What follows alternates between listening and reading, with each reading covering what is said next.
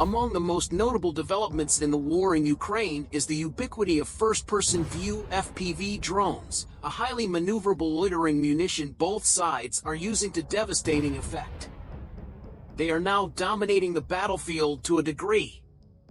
We have showcased numerous videos of the FPV drones damaging or destroying tanks, trucks, and even individual soldiers.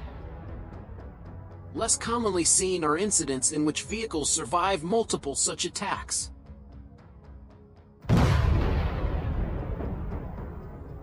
After holding a sizable advantage when it comes to fielding large amounts of FPV drones, Ukraine is now finding itself increasingly outgunned in this regard. Russia has up to 7 times more FPV drones than Ukraine and has become adept at repurposing civilian drones for military use, according to Ukrainian Army Commander Yuri Fedorenko in an interview with Suspilne public broadcaster on December 12.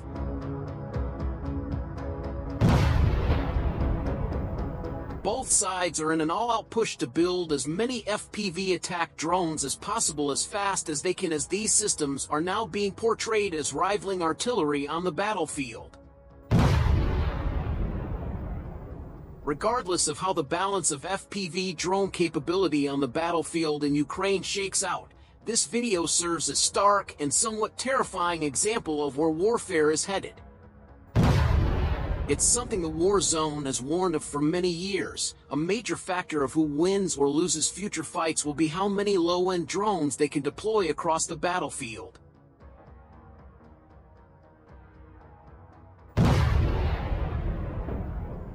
Meanwhile, the most intense clashes took place in the northern region of Avdiivka, where the Russians did not give up hope of capturing Stepov.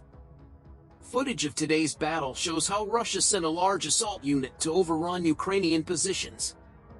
The column consisted of about 15 armored personnel carriers transporting up to 200 Russian soldiers to Krasnohorivka, where they immediately ran towards the tree line. Ukrainian fighters reported that many vehicles and troops were destroyed during the deployment, and they will soon release video evidence. Some assault units are still supported with armor, although Russians no longer use many units. A several-day-old video shows that Russians send between 3 and 4 armored fighting vehicles to the contact line because the column is small and manages to reach the front. However, since Russians use the same trajectory every single time, Ukrainian artillery units have their guns pointed at these routes at all times, so the moment Russians get into this region, they face overwhelming artillery fire. Some Russian soldiers still manage to reach the tree line and initiate fighting. The same applies to the tree line north of Stepov. Recently released footage shows how a Russian armored fighting vehicle enters Stepov and then explodes on a mine. Russian sources used these geolocations to claim that Russian forces had established full control over the eastern side of Stepov and the corresponding tree lines. Ukrainian fighters from the 47th Mechanized Brigade responded to these claims and posted a video filmed by a drone that flew above the tree lines that Russians claimed control over. The video features just a 100-meter section of this tree line and an unbelievable number of Russian corpses there.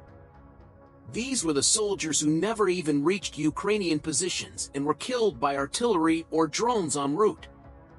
In total, this 100-meter section had 48 corpses.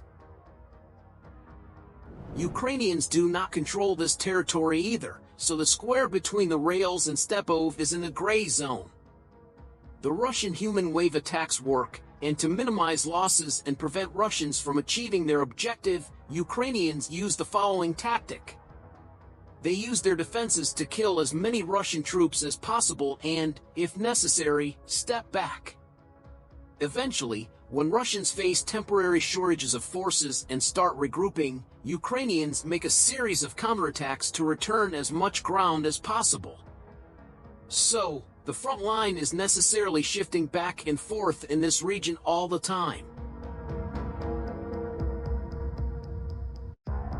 Ukrainians also started engaging aviation to target Russian headquarters.